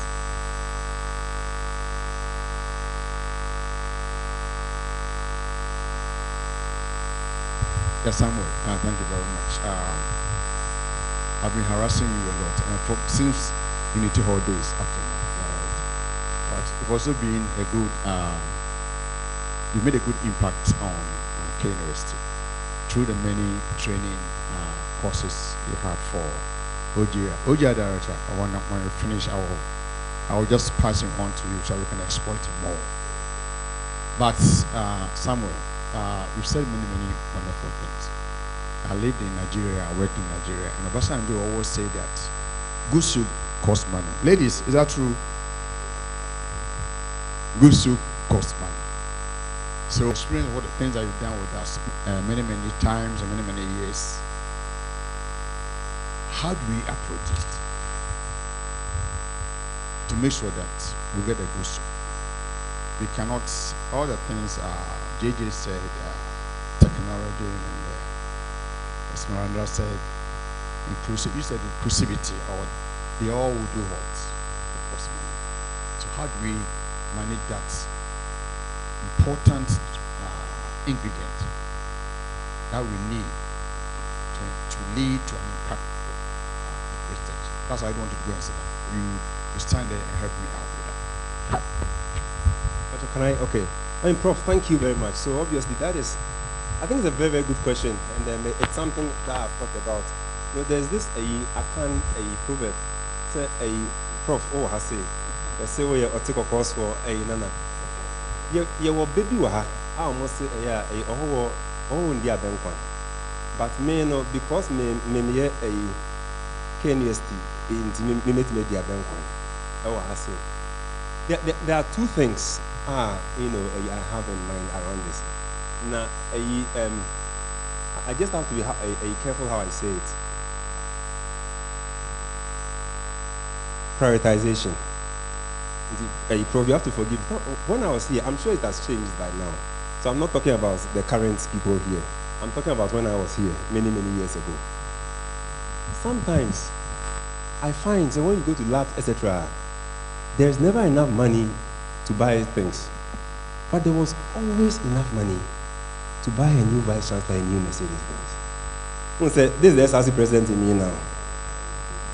There was always enough money to buy cars for provosts, etc. But you go to labs and we didn't have certain things. If we can prioritize well, because as I said, there are two core functions of any university. We've got the teaching and the research. When you analyze the institutional budgets, there was a slide I was talking about prioritizing research, etc. in the institutional budgets. So I'm glad there are provosts here. If research is the big thing for us here as KNUST. Our budgets have to reflect this. I mean, clearly, cars cannot, eat up more budget than, the one of the two core functions for which we exist as a university. Technology. About 18 years ago, I came to Ghana with some white research colleagues from the University of Rwanda, and he was telling them that, oh, no, we take book and research allowance. But as for that one there, it's for building our houses and all those things. Oh, I said, why are you saying this? This is book and research allowance. Don't say this to them. But at the moment, I was doing the research recently, and I found that at the moment, it comes about 3,100 per staff member. Just let's multiply this amount of money across all the academics we've got in the country. It's a huge amount of money. If I was running this, I would like this National Research Fund thing we're talking about. I would put all that money in that pot, and I'll then make a call across the country to ask people to apply for funding competitively. To apply for funding competitively. So you may be able to fund about 100, but you could give them about $100,000, $150,000 to do big, big impact research projects which can be published, in the world. So that model, we need to really, and Chair, I know that you were with UTAG, so this is why I said I have to be careful in saying what I'm going to say. But if I were in charge, I would look at that model again, because there are things we know that there are some people who there's not going to be any new book and there's not going to be any new research, even if they take that money for 25 years. Okay. He wants to touch our bra. Yeah. On that note, I want to tell you that you don't know the history. That's why you're saying it like that. As the trees will say,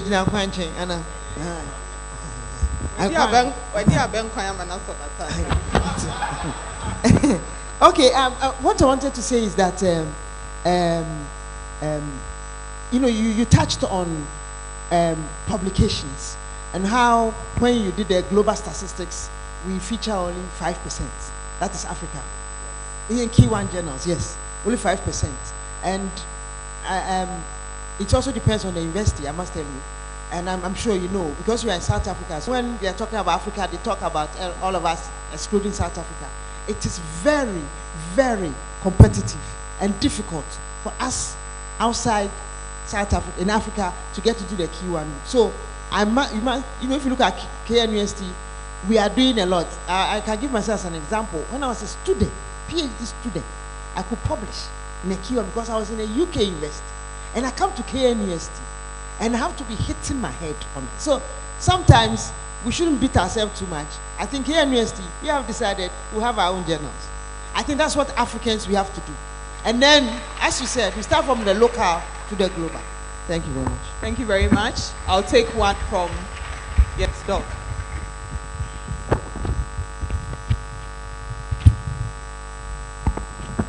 So you make it brief for us.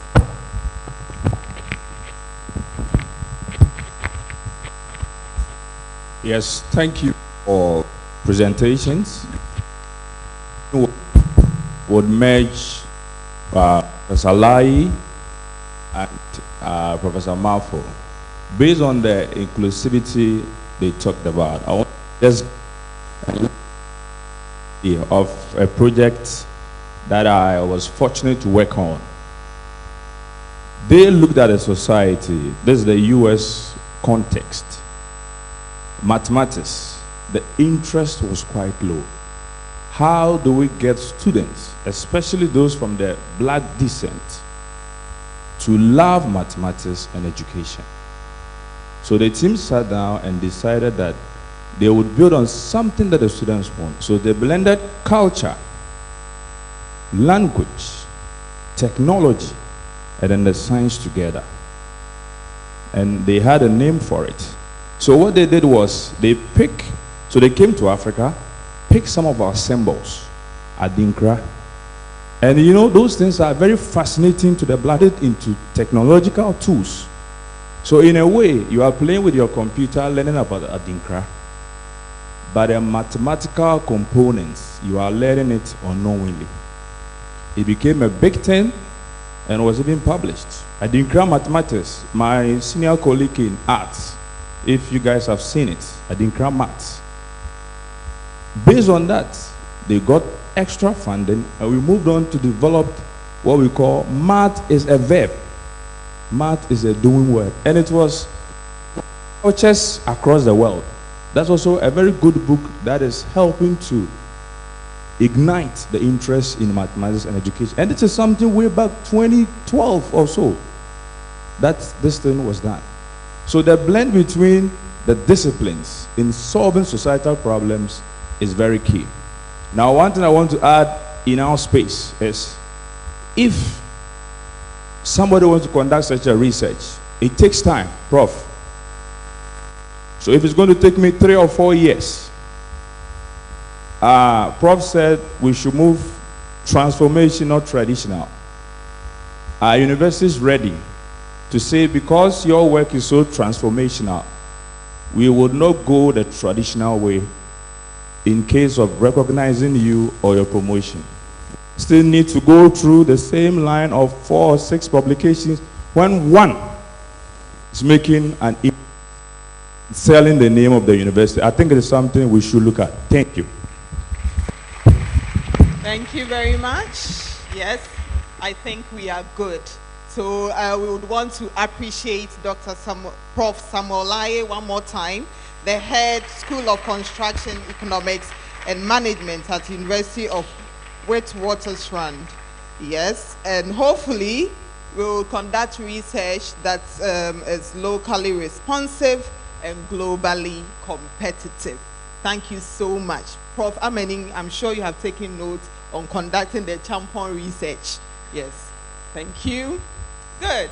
I think it is a good time for us to go for snack and also have our poster presentations. We would also be having the oral presentations alongside. And hopefully we return to the auditorium. I would invite, I first of all want to appreciate the presence of the Director of Student Affairs, Professor Marian Asantewa Nkansa. Appreciate her. And also the presence of Reverend Father Dr. Anthony Frantana. Now, thank you very much for coming. And so all our resource persons, together with every senior member here, I think it's a good time for us to make memory. Yes, we are going to take a photograph and then we can proceed to go out for the snack break. Yes, so please, can we have the photograph now?